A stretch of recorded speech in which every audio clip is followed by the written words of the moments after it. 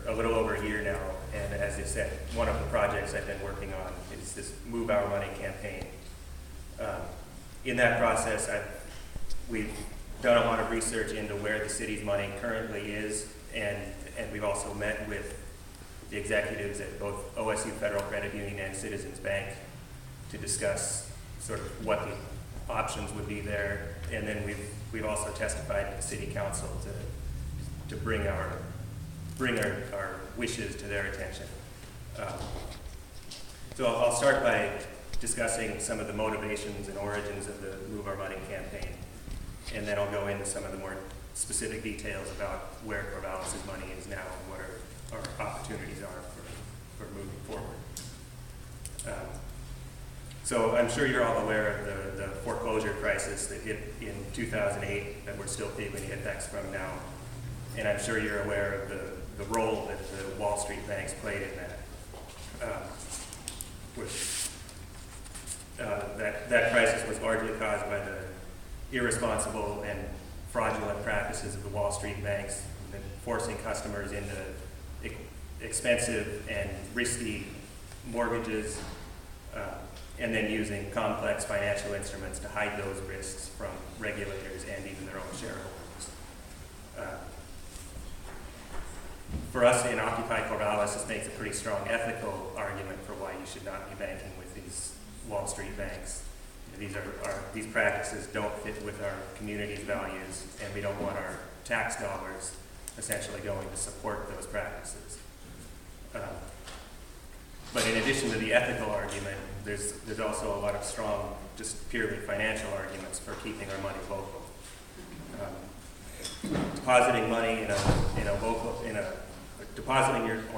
depositing money or borrowing from a multinational bank means that almost all of the interest and fees that you pay on that money is going out of our community. That money goes to support and enrich those corporations that have virtually no incentive to reinvest in this community. And we don't think that our tax dollars should be doing that. We think that our tax dollars should be kept in the community as much as possible. Small banks are much more likely to lend to local small businesses than the large national banks are.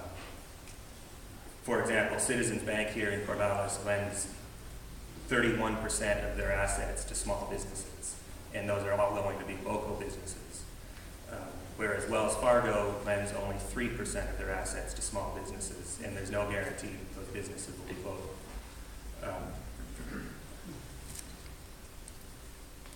It's worth mentioning here that that's actually one of the differences between credit unions and community banks, is the community banks tend to focus much more on small businesses, whereas credit unions will focus on consumers and are less likely to lend to businesses.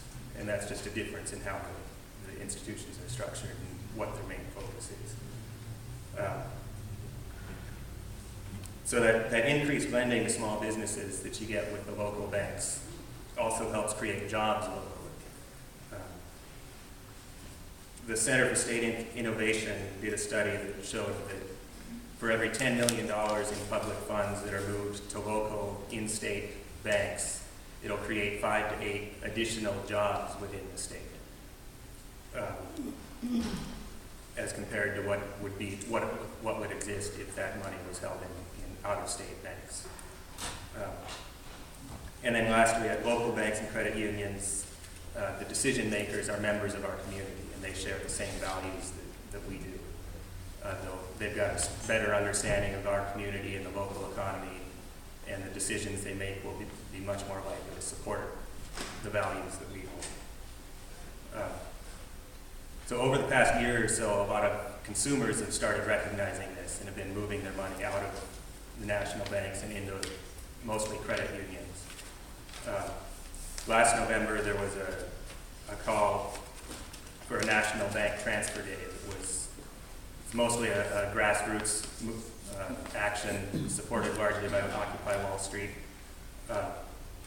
And according to the Credit Union National Association, it was a big success. They had as many as 700,000 new credit union accounts opened in the month leading up to bank transfer day, which is more new accounts than they had in all of 2010. But as I said, that's mostly a consumer-based movement with individuals moving their money into credit unions. And that's only one portion of the economy that we're looking at. And so then groups in many different cities, including us in Occupy Corvallis, started pushing for their local governments to start banking with local institutions as well. And there's been resolutions passed of this nature in several cities, including one in Portland that was supported strongly by Occupy Wall Street, and then an official proposal was made by the mayor, Sam Adams, and eventually passed by the city council. And that resolution did many things, but one of them was the city committed to depositing more money with credit unions, and it also established criteria for how they select their banks to take into account the benefit within the community. So we at Occupy Corvallis were motivated to start our campaign when we learned that the City of Corvallis currently has their banking services contract with Wells Fargo. Wells Fargo is, of course, is a motivating target. It's easy to get behind moving money out of Wells Fargo. That's actually a very small portion of the money that the City of Corvallis has. So we're also trying to look at the broader situation and where all of their money is and what the opportunities are. So municipal funds can sort of be broken into two separate categories of either bank deposits or investments. On the bank deposit side, state law requires that any money in excess of the FDIC insurance limit, which is $250,000 per account, has to be held in an approved institution, and that institution has to provide collateral against all of that uninsured money. Currently, only banks are allowed to participate in that program. Credit unions don't qualify under current law. There is new legislation that was passed in 2010 that will go into effect this next April that will allow credit unions to participate in a similar program. And the City of Corvallis actually has shown some interest in working with OSU Federal Credit Union under that program.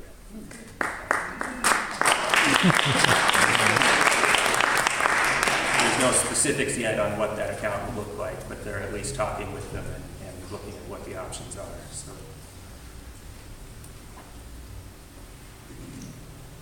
and then bank deposits can be further broken down into either banking services contracts or just savings accounts. The banking services are basically checking accounts, or some other services can be included in that too, like credit card processing. That's what the City of Corvallis currently has with Wells Fargo. And that's contracted on a 3-year basis. And the current contract runs until the end of 2014. These accounts are pretty difficult to handle, and they have high service requirements, and that's part of the reason that smaller institutions are less likely to get them. There are large volumes of transactions happening each month. As much as on a payday, the City of Corvallis can have $1.5 million go through that checking account in a single day.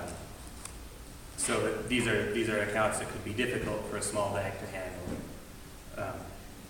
Whereas savings accounts can be much more easy to deal with. The money stays in one place for a longer period of time, and there's much lower service requirements. So it's likely that if the City of Corvallis does open an account with OSU Federal Credit Union, it would be a savings account like that, at least in the short term.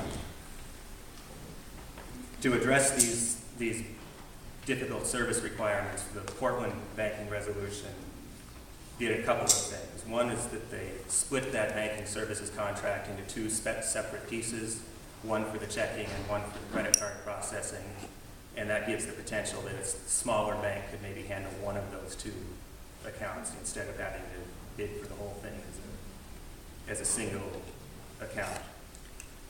And then secondly, as I mentioned, they added criteria that evaluate the banks based on their impact on the local community and their involvement in the community. And then on the investment side, the investments can either be government securities or corporate securities. The government securities are going to be things like treasury bonds or securities issued by Fannie Mae or Freddie Mac, things of that nature. Currently, Corvallis holds about 40% of their investment portfolio in these federal securities. They don't hold any corporate securities directly right now, although the investment policy does allow it. The rest of their investments are made up of what's called the Local Government Investment Pool, which is a program run by the state for local cities and other public entities, school boards and other government groups, basically, to invest through.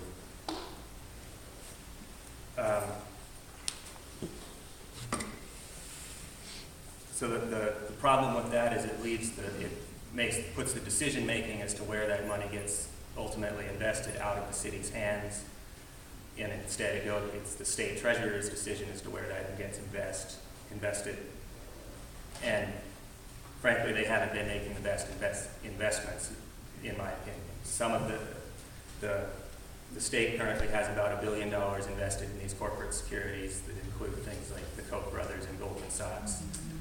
And so we would like to see the city both push for the state to change where they invest that money, and also to move some of their money out of those investments and into the local accounts. And I guess I'm out of time here, so we'll get into the more specifics of what the city can do and how we want to move forward with this campaign in the breakout session.